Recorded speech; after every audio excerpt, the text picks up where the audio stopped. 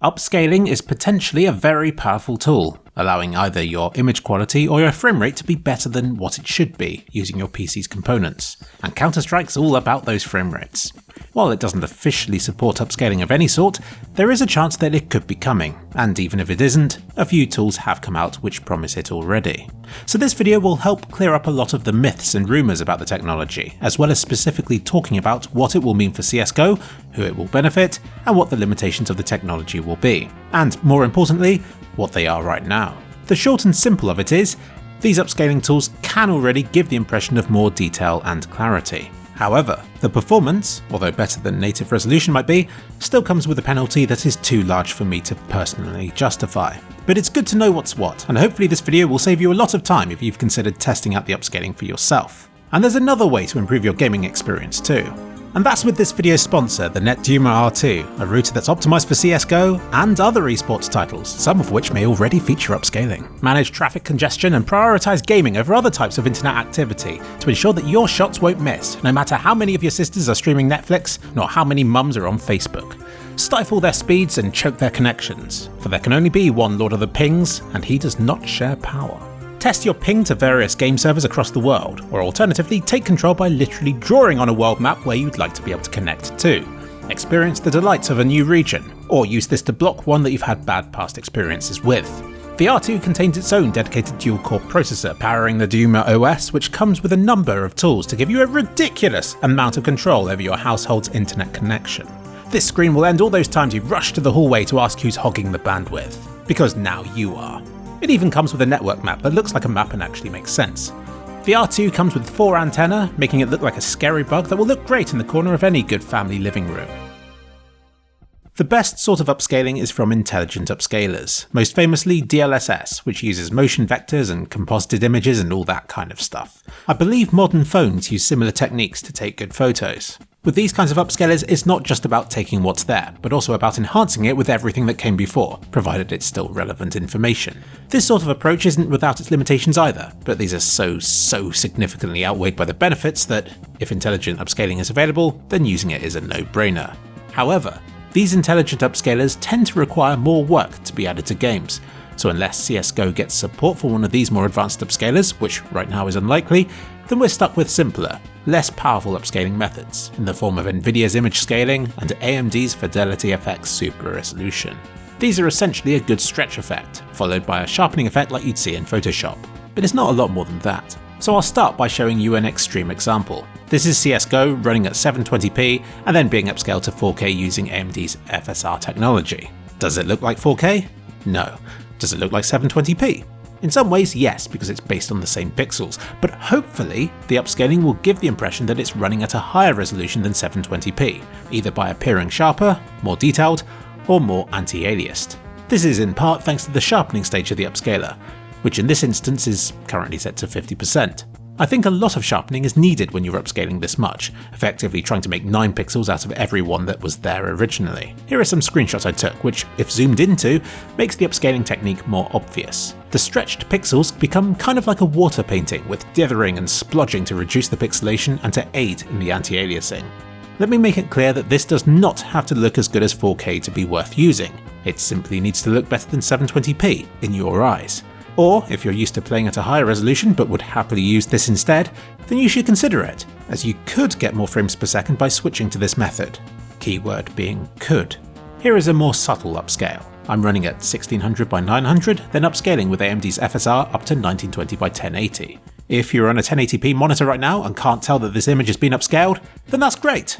It means that upscaling has achieved the look of 1080p, but with 30% fewer pixels, which could, in theory at least, improve your frame rate by as much as 30%. So that's what makes upscaling exciting. But of course it isn't that simple, especially in CSGO. Before we even mention performance, let's look at what this upscaling's doing. I said there were 2 stages to it, the stretch and then the sharpening. The first bit of the process, that is, the stretching stage, is subtle and very difficult for me to show you. Here's a 1280 by 720 image. Here it is made full screen. This has been stretched by my editing program using whichever stretching algorithm that uses. If you run a game at a low resolution but full screen, then the pixels are stretched in some way to fill your screen. The point I'm getting at is, anything I compare the upscaled image to is going to also be stretched in some way, unless I keep it as the low resolution pixelated image, which wouldn't be representative of how it would look in your monitor anyway. To summarise, the stretch part of the upscaling isn't trying to look good. It's just trying to look the least bad that it can be. AMD's FSR example here is probably the best I can find of this. It's less blurry than bilinear stretching, but still a bit blurrier than a high resolution native image would be. Like I said, it just tries to be the least bad stretching option it can be. This is the clearest example of the stretching I got from Skyrim. You can see the stretched algorithm does a great job of depixelating the edges of this lantern. This looks really well upscaled, doesn't it? In CSGO, you can see it does a good job of de-stepping the side of this building just here, compared to the lower resolution image at least. And it has a reasonable stab at smoothing the wires in the sky too. So this is all great, isn't it? But here's the catch. For the upscaling to do a good job on these sorts of details, the image already needs to be smooth and anti-aliased. Not a problem for most games, just slap a powerful post-process anti-aliasing effect on and you're sorted. Skyrim does a lovely job of this with temporal anti-aliasing enabled. Temporal is the ideal anti-aliasing method to use with upscaling because it barely slows your PC down at all, and it blurs everything, which is fine because a sharpening filter is better at dealing with that than it is with pixelation. Unfortunately, CSGO does not have temporal anti-aliasing. It only has MSAA and FXAA, and neither is ideal. MSAA is a great form of anti-aliasing, but it doesn't smooth everything, and it comes with a performance penalty that's so big that it negates the benefits of upscaling, so we can't use that. And FXAA, while possibly the worst form of anti-aliasing ever, is still better than nothing at blurring most edges. So it's still a good option for upscaling to work with. Unfortunately, FXAA in CSGO is broken. You can enable it, but the option will become disabled again if you refresh the options screen. Luckily, while it appears to be disabled, it will still be enabled in-game, leading to these differences in the image quality. And hey, look at that. The stretched image now looks a lot nicer, if a bit blurry. So that's the boring stuff out of the way. Now we can finally get onto the fun upscaling stuff. Things like, who would win in a fight between AMD and Nvidia? In case you were wondering, since CSGO doesn't officially support any upscaling method in its graphics menus, I used a little program called Lossless Scaling, which is available on Steam for just a couple of pounds. This tool is handy because it's a hassle-free method of using both AMD and Nvidia upscaling solutions, and to see what they look like in action. First, I'll upscale CSGO with just FXAA on, because this will keep the frame rate as high as possible. I decided to upscale by all methods by 2 times, making 720p into a resolution of 1440p, which is a massive challenge for any upscaler. And FSR, FSR Lite, and Nvidia image scaling all delivered on their promise of appearing to be a higher resolution than they actually were, thanks in part to the way they made jagged edges smoother and crisper, but mostly because they sharpened the image. At first glance, all 3 methods appear very similar, but there are differences. Comparing FSR Lite with non-upscaled, it looks much crisper and clearer, managing some very impressive smooth lines where there were once pixel steps. But if we zoom in to appreciate these lines, we then notice the over-sharpening. I'll describe this as a haloing, and it's painfully obvious around any area of high contrast in the image. You can see how the sky suddenly gets really bright around the edges of the walls, and around the edge of this red tarpaulin. What a shame. Switching to normal FSR does away with this haloing problem, mostly. And it seems like most surfaces have a bit more detail as well. Zoom in and it's obvious that it's not 1440p levels of detail, but the crisp, clear edges of stuff may be sharp enough to make you think it is. FSR does do a pretty good job. Take a few moments to appreciate how much sharper these edges seem to be than the base resolution that FSR has upscaled from. That's a decent improvement. And last, we move on to NIS, or Nvidia image scaling, and it's a mixed bag. It doesn't have the same grainy watercoloured look as FSR does, but it fails to smooth the edges as impressively as well. In fact, when I was looking at this comparison, I was worried that it was broken and was only sharpening the image, but you can see on this bench here that it has still decently smoothed those dark lines between the planks, and along the edges of the stones behind it. I turned the sharpening down to 0 in this nuke example, and NIS is still turning these blobby pixels along the floor into clean, straight lines, so it is doing something to upscale the image. It's just a lot more subtle and conservative in its application than AMD's FSR is. So in my opinion, Nvidia image scaling acts more as a faithful sharpening effect, while FSR is more of a full-blown upscaler that can really look impressive in places, provided you can tolerate the artifacts and the over-sharpening and the grainy appearance that can come with it, if it's pushed far enough. Now, let's try upscaling with MSAA set to 8 times. There's no point in doing this because using MSAA this much slows the game down more than upscaling can ever hope to restore again. But just think of this as a test to see how good upscaling can look, if it's given a smooth enough image to start off with.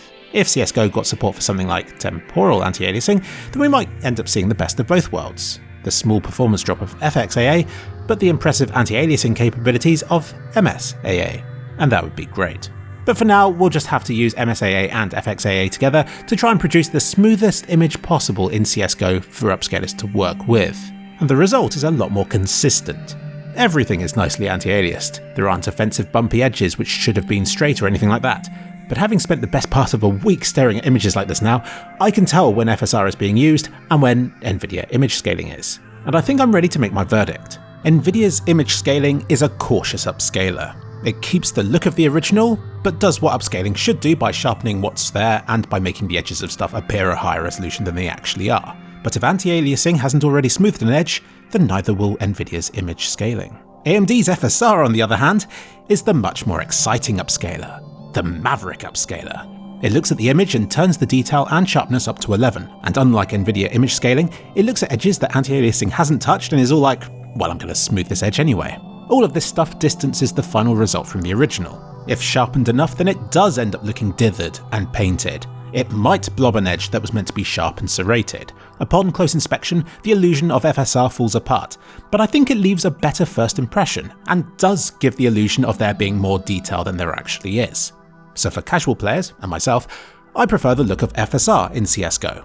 But for pro players who might want to blame a fake pixel for their death, if they are going to use upscaling of any kind, then Nvidia's image scaling will give a more faithful representation of the screen. And of course, FSR Lite is inferior due to its excessive haloing. But once we get into the performance benchmarking bit of this video, you'll see its benefits. In these last few weeks, I haven't just been comparing endless upscaled images in CSGO.